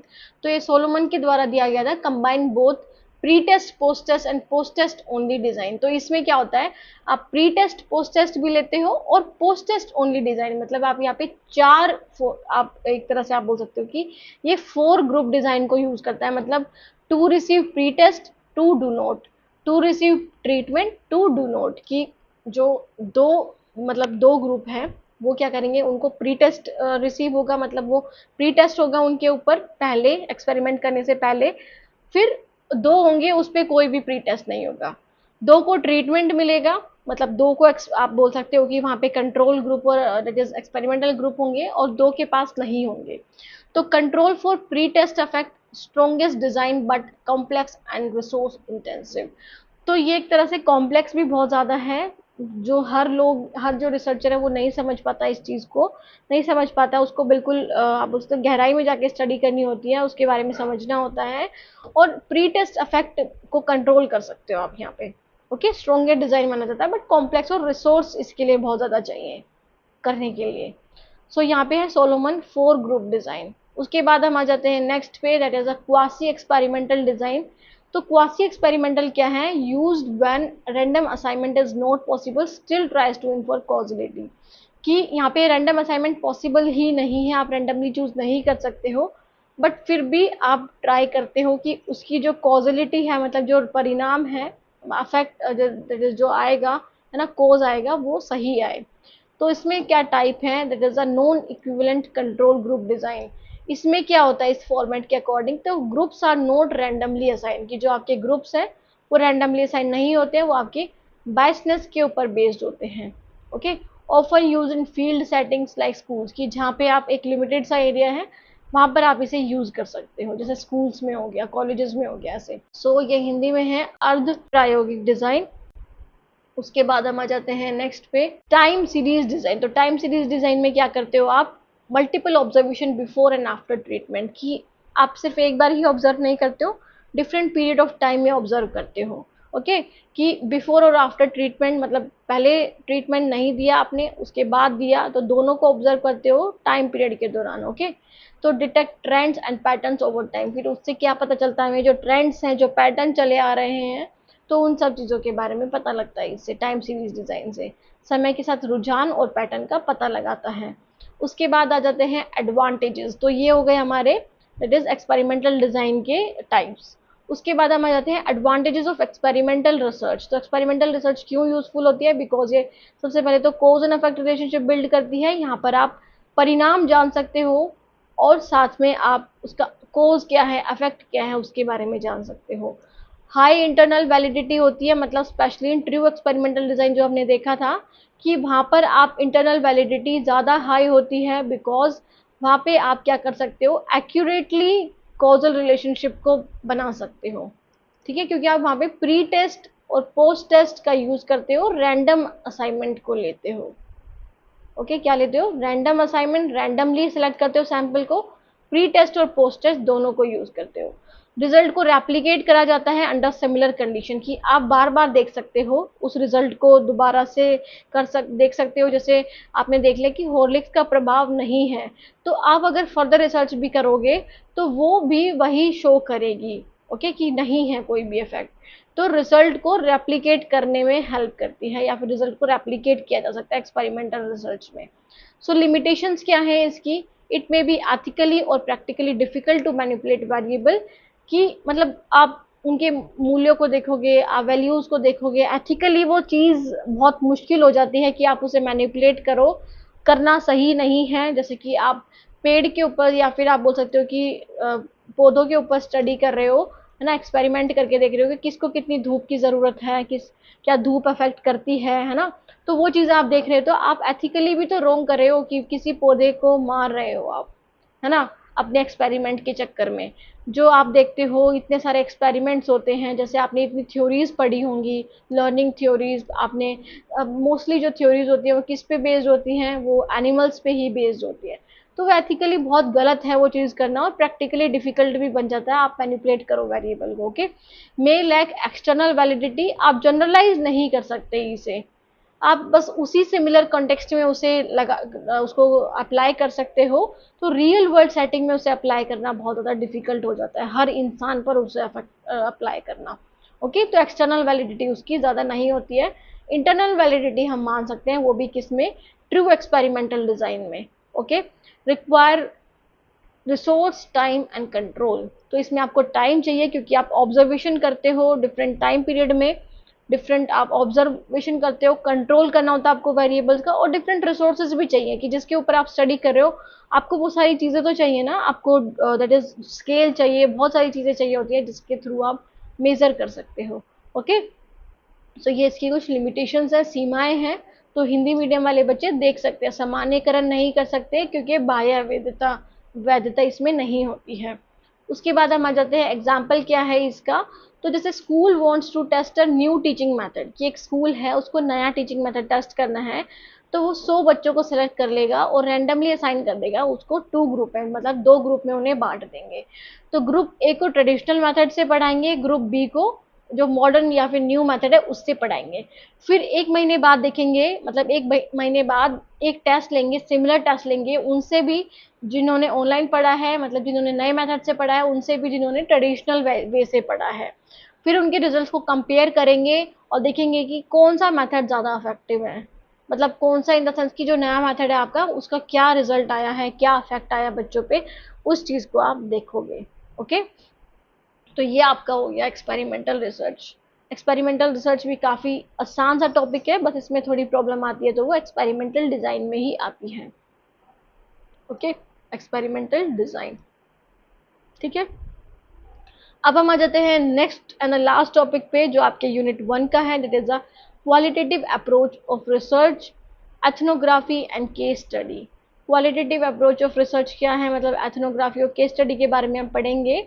तो सबसे पहले आ जाता है क्वालिटेटिव रिसर्च। तो क्वालिटेटिव रिसर्च क्या होता है, it focuses on understanding meaning, experience and perspective of individual और ग्रुप। तो क्वालिटेटिव रिसर्च फोकस करता है किस पे, कि आप जो भी स्टडी कर रहे हो उसको समझो, उसको उसका डीप एनालिसिस करो, आप एक्सपीरियंस करो, आप अपने पर्सपेक्टिव को भी, मतलब पर्सपेक्टिव जिस पे आप स्टडी कर रहे हो उसके पर्सपेक्टिव, उसके नज़रिए को भी लो, किसी ग्रुप के नज़रिए को भी लो, तो आप उसमें डीप एनालिसिस आप बोल सकते हो, करते हो, आप समझते हो, चीज़ों को समझने की कोशिश करते हो। ऐसा नहीं कि आपने न्यूमेरिकल डेटा ले लिया बस आपका काम चल गया। क्वालिटेटिव डेटा रिसर्च वो नहीं होती है। ये एक्सप्लोरेटरी हो सकती है, फ्लेक्सिबल होती है, और नॉन न्यूमेरिकल डेटा पे रिलाई करती है, जैसे कि इंटरव्यूज के थ्रू, ऑब्जर्वेशन के थ्रू और डॉक्यूमेंट्स के थ्रू आप इसका डेटा लेते हो। तो ये आपको हाउ एंड वाई का आंसर करती है, ना कि हाउ मैनी। ओके, मतलब ये आपको काउंटिंग नहीं बताती है, आपको क्वांटिटेटिव वे में नहीं बताती है, ये आपको ये बताती है कि कोई चीज़ हो रही है तो क्यों हो रही है और कैसे हो रही है, उस पर ये फोकस करती है। ओके, तो ये हिंदी में है गुणात्मक अनुसंधान। गुणात्मक अनुसंधान व्यक्तियों या समूहों के अर्थों, अनुभवों और दृष्टिकोणों को समझने पर केंद्रित करता है। यह अन्वेषणात्मक, लचीला है तथा साक्षात्कार, अवलोकन और दस्तावेज जैसे गैर संख्यानात्मक डेटा पर निर्भर करता है। यह कितने के बजाय कैसे और क्यों प्रश्नों पर का उत्तर देने का प्रयास करता है। ओके, तो उसके बाद हम आ जाते हैं that is the ethnography. So ethnography की क्या डेफिनेशन है।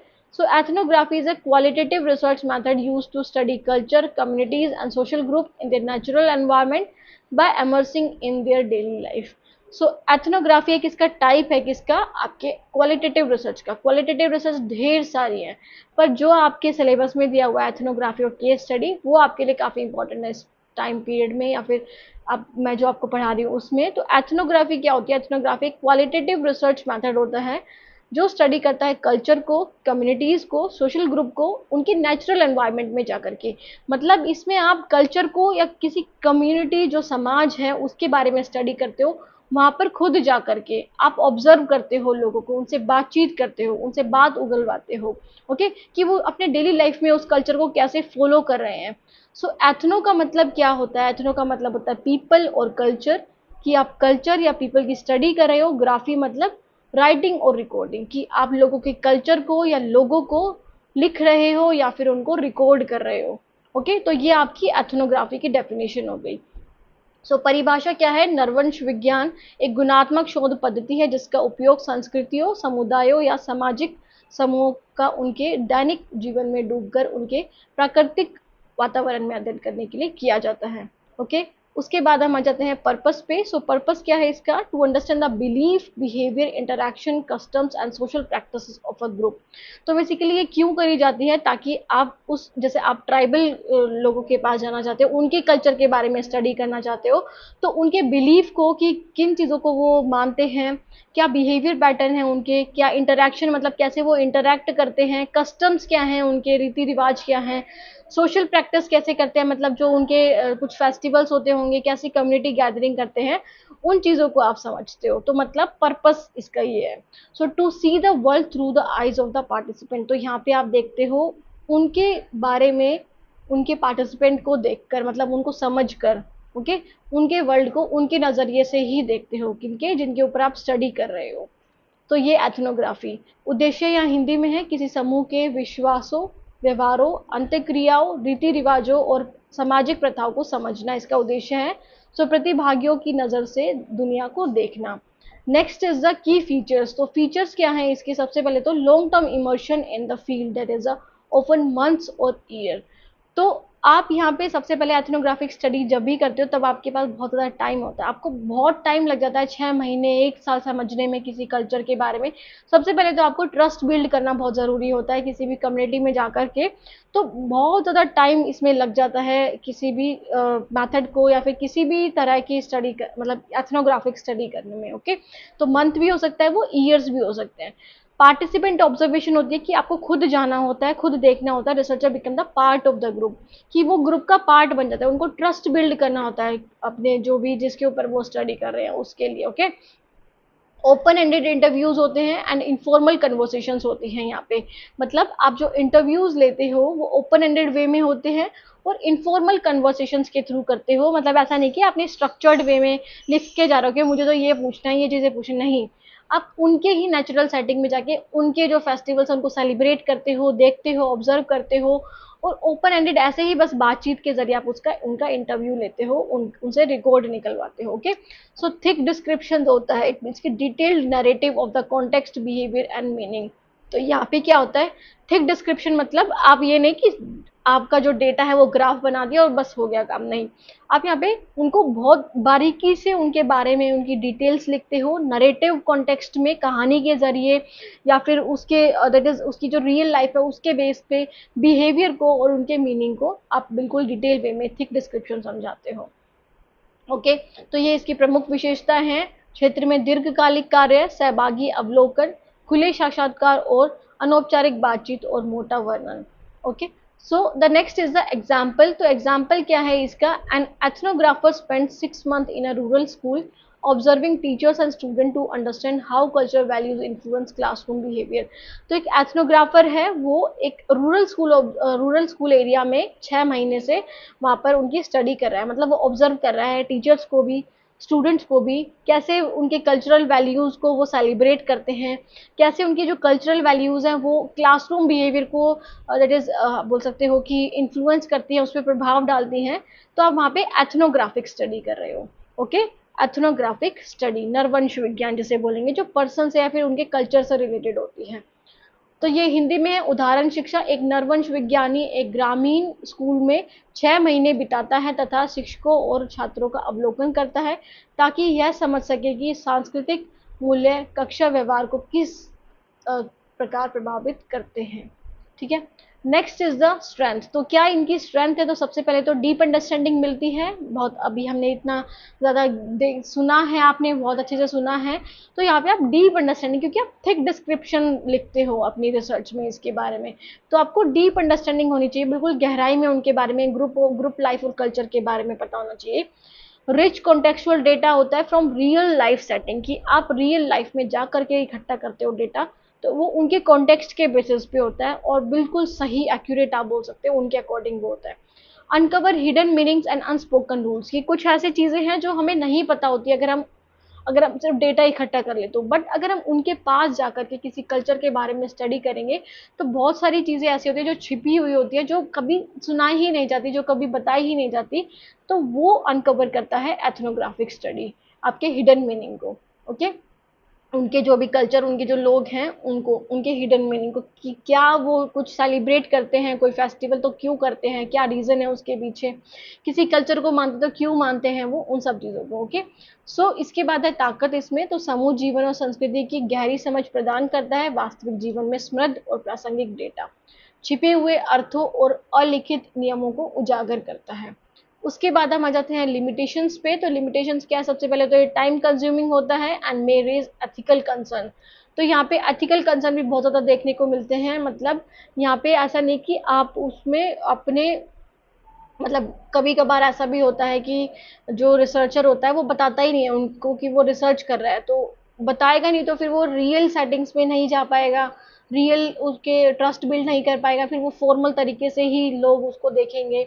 और अगर नहीं बताएगा तो वो एथिकल कंसर्न भी होता है कि किसी किन्हीं लोगों की जिनको नहीं चाहिए कि हमारा डेटा पब्लिश हो, हमारे बारे में पता चले किसी को, तो उसके लिए वो नैतिक कंसर्न, नैतिक जो विचार हैं वो बहुत नेगेटिव वे में पैदा करते हैं। ओके, तो टाइम कंज्यूमिंग तो होती है, क्योंकि 1 महीना तो एटलीस्ट ट्रस्ट बिल्ड करने में ही लग जाता है किसी पर। ओके, तो 1 साल तक भी चल सकती है ये। रिसर्चर की बायसनेस भी इंक्लूड होती है, जिसकी वजह से जो इंटरप्रिटेशन है, जो रिजल्ट है, उसमें आपको दिक्कत देखने को मिलती है, मतलब उसमें उसकी बायसनेस, उसके पर्सपेक्टिव देखने को मिलते हैं। So hard to generalise finding beyond the studied group. अब आप इसको जनरलाइज नहीं कर सकते हो, इस फाइंडिंग को, जो भी आपने, जैसे जो भी आपने रिजल्ट निकाला, जो भी आपने इंटरप्रेट करी इंफॉर्मेशन, उसको आप स्टडीड ग्रुप के अलावा उसको कहीं और यूज नहीं कर सकते। जैसे आपने दैट इज संथाली ट्राइब पे करी है रिसर्च, तो आप उसको संथाली ट्राइब पर ही बहुत अच्छे से अप्लाई कर पाओगे, ना कि किसी और ट्राइब पर।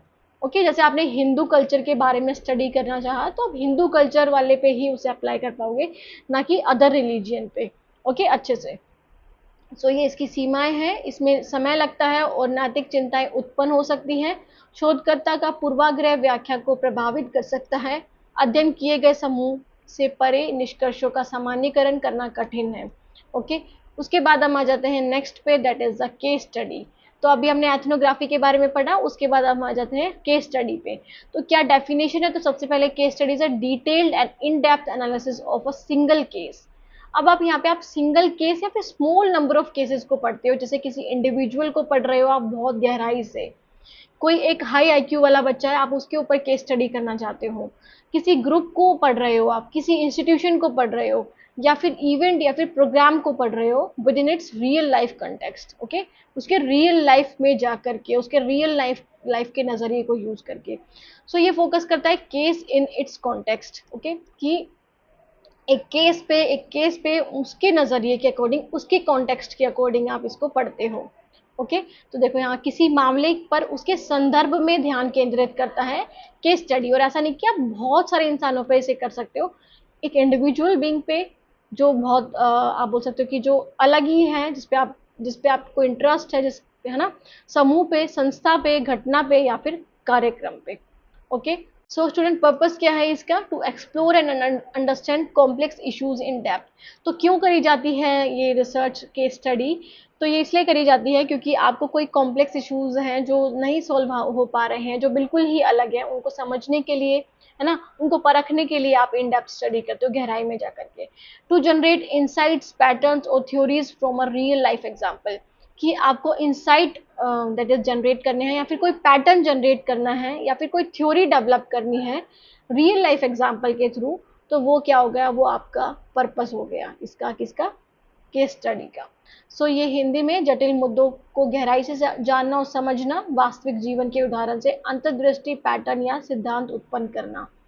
Next is the key features क्या हैं इसके, तो सबसे पहले मे यूज मल्टीपल डेटा सोर्सेज। तो ये मल्टीपल डेटा सोर्सेज को यूज करते हैं, जैसे कि इंटरव्यूज को, ऑब्जर्वेशन को, डॉक्यूमेंट्स को, तो इनको ये यूज करते हैं। मतलब मल्टीपल डेटा सोर्सेज, आप ऐसा नहीं कि सिर्फ एक ही चीज से ऑब्जर्व करके ही कर रहे हो, नहीं, आप यहाँ पे इंटरव्यू भी लेते हो, डॉक्यूमेंट्स मतलब उसकी जो प्रोफाइल होता है उसके बारे में, जैसे किसी इंस्टीट्यूशन के बारे में स्टडी करना है, तो उसकी हर एक चीज़ को आप परखते हो, उस ग्रुप इंस्टीट्यूशन की, वहाँ पे जो इंसान है उनकी। Okay, holistic view of the case, जैसे आपने देखा होगा जो सीबीआई होता है या सीआईडी जो होता है, वो केस स्टडी ही करते हैं। जैसे कोई बंदा जो क्रिमिनल वे में जा रहा है, या फिर जिसकी मौत हो चुकी है, जिसकी डेथ हो चुकी है उसके ऊपर वो केस स्टडी करेगा कि क्यों हुआ, तो वो हर चीज़ को जानते हैं, उसकी personal life, professional life, academic life, हर तरह की लाइफ को खंगोल लेते हैं वो, है ना।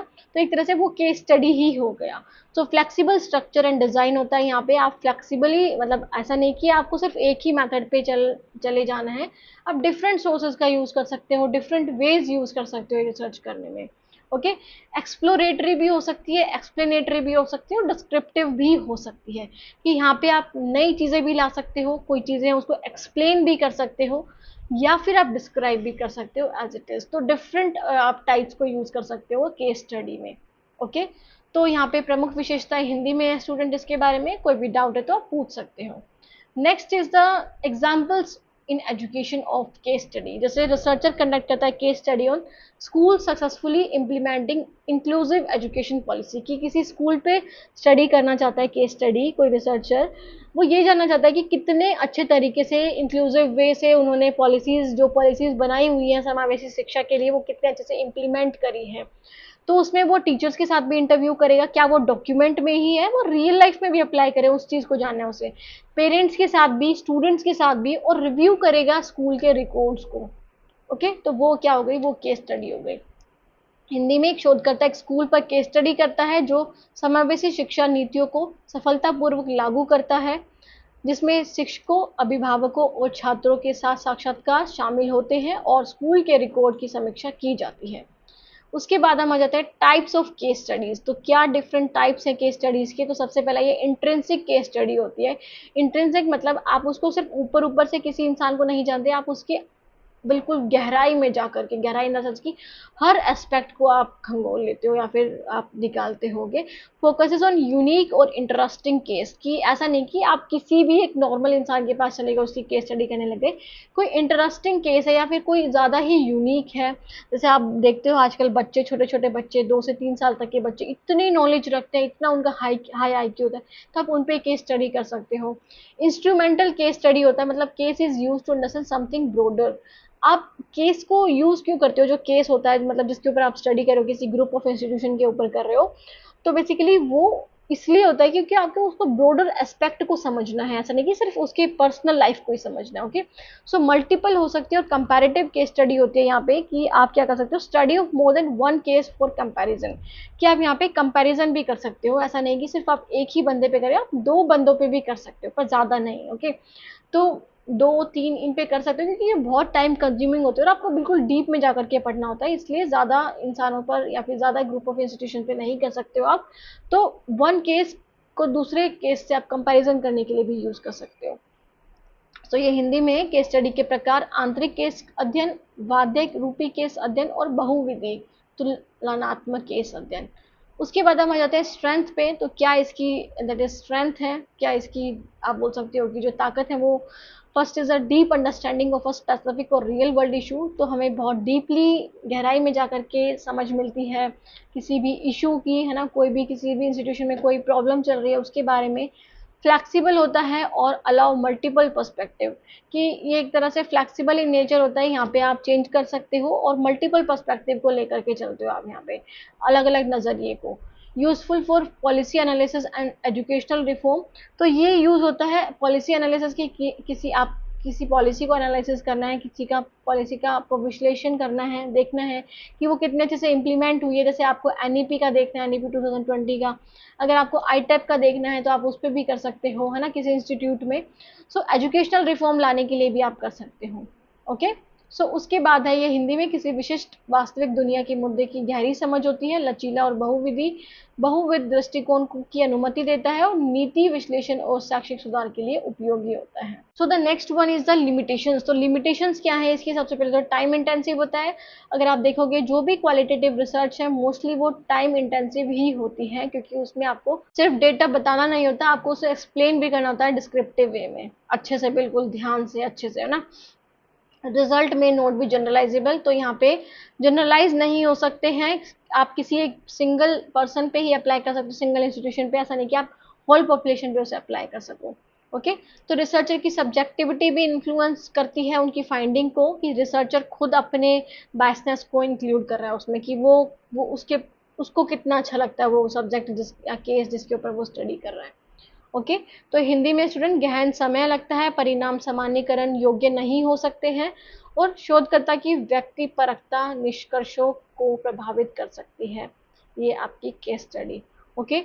तो स्टूडेंट ये थे हमारे यूनिट 1 के टॉपिक्स, डिफरेंट टॉपिक्स, जिसमें हमने हिस्टोरिकल रिसर्च के बारे में बात करी, डिस्क्रिप्टिव रिसर्च के बारे में, एक्सपेरिमेंटल रिसर्च के बारे में, और दैट इज क्वालिटेटिव रिसर्च में हमने बात करी एथनोग्राफिक और केस स्टडी, जो काफ़ी ही ज़्यादा इंपॉर्टेंट है, और इम्पोर्टेंट तो आपके लिए होंगे ही, नेट के लिए तो है ही, साथ में आपके एमएड के लिए जो आपके सिलेबस है उसके पॉइंट ऑफ व्यू से पढ़ा रहे हैं ना, तो उसके पॉइंट ऑफ व्यू से काफ़ी इंपॉर्टेंट है। अगर आपने मेरी ये वीडियो देख ली, बहुत अच्छे से समझ आएगा आपको हर टाइप ऑफ रिसर्च के, क्योंकि बिल्कुल डीप में जिस तरह से आप पेपर में लिख सकते हो, अटैम्प्ट कर सकते हो, उस तरह से ही बताया गया है। बाकी thank you so much student for watching the video.